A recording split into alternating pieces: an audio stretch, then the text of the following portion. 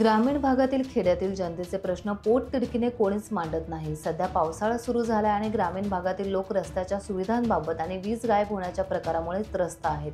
दुर्गम खेडेगावात अनेक ठिकाणी या समस्या आहेत। आज दापोली तालुक्यातील चिखलगाव ते आडीपुढे पंचनदी कोळथरे जाणारा रस्ता आज सकाळपासून वाहतुकीस बंद होता।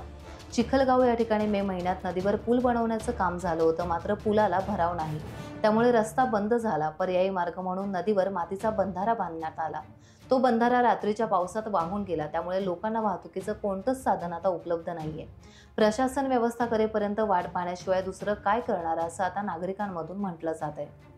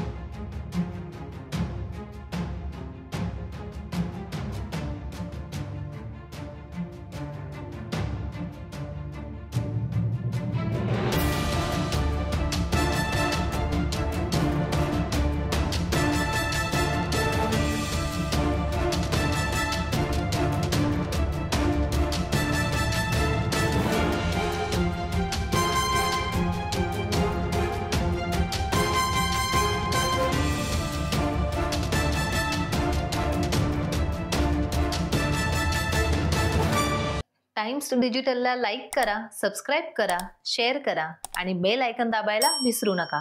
पाहत रहा टाइम्स डिजिटल।